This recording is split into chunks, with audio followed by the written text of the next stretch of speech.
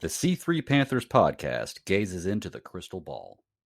So I got one real quick question. Moving up to number one, we hold all the leverage now. Like we know we have 3 teams that are now drafting behind us that need quarterbacks.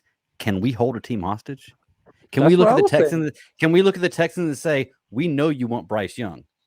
You either trade us or we're going to draft him. What really was the impetus for the Carolina Panthers trade? Was the trade to just secure was it for a specific player? Was it to secure a specific spot? Was it to bring some certainty into the future? And I think I don't think the Carolina Panthers necessarily traded to number one because they have decided who their guy is. But I do think that they said this. There is a guy in this class that's worth a number one pick. Right. And we're going to get him this year. We believe that there is one of those players, and likely between Bryce Young and CJ Stroud, that we will decide in the next 40 days who to marry. But we would marry them both. And this is why I don't think trading back is really a real option. I think it would be a bizarre statement too about who you are putting the hands of your franchise into as well. Imagine if did we not agree last night, Cody, that Houston is the only person you can trade back here with? Yeah, that is the only person. Yes, absolutely. You can't drop farther out. You could not squander this moment and move to 7 again, or 4. Not at all. So it has to be Houston. You have to guarantee yourself coming out of this year's draft with either of CJ Stroud or Bryce Young. Anything else outside of 2 does not guarantee you one of those 2 guys. Here is the thing. This is why I don't think trading back is a real deal. It's too Madden. It's too fantasy footballish for me. It's too draft day with Kevin Costner for me to trade back here and to moneyball it and to get some other picks, because that means that Houston has the conviction in one guy. They have the conviction that we want one of these 2. We don't want either one. We want one of these 2. And then you are of the position where you would just take either. And to add on top of that you have all of those assets and analyzing quarterback from Frank Reich to Josh McCown to Jim Caldwell. And then you're going to tell me that Houston, with a brand new defensive head coach, is going to have such conviction on who out of those 2 it is, but we're coin flippish? I can't believe it. I don't know who we're drafting, but I would be stunned and slightly disappointed if the Panthers traded back. I want a statement about our future, Cody Lashney.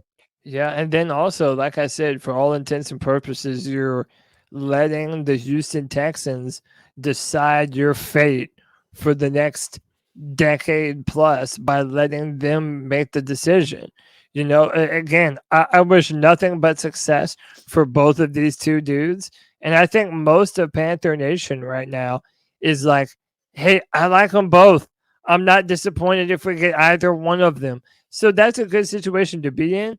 But neither of these guys are guaranteed to be successful. And if one of these guys goes on to be a perennial All-Pro and a future Hall of Famer, and one of these guys is a middling quarterback who flames out in a few years, that's going to be a big stain on your organization that's going to live in history.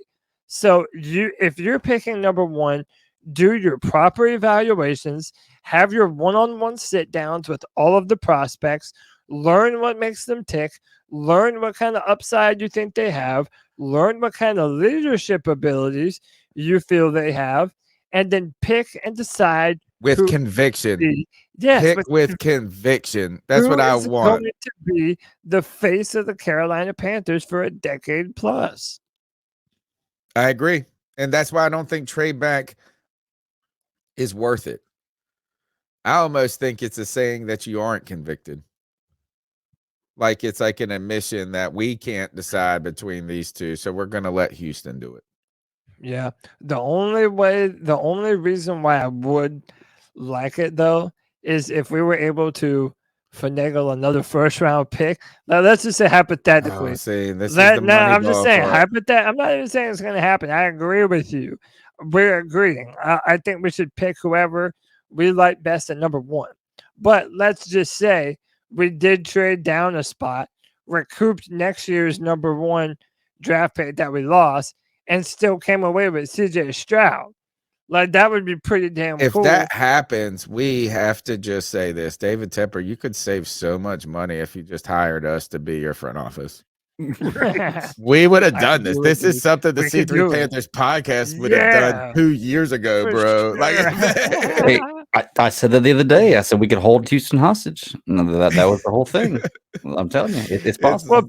Well, Greg, people were getting mad at me on Twitter because I was like, look, if they are, and this is if Houston is that desperate for the number 1 overall pick, we hold all the leverage. If you want to make a pick that important for us, essentially, then in my mind that requires 2 first round picks, number 12 this year and 1 next year. And by the way, they have 2 first round picks next year, so they can afford it.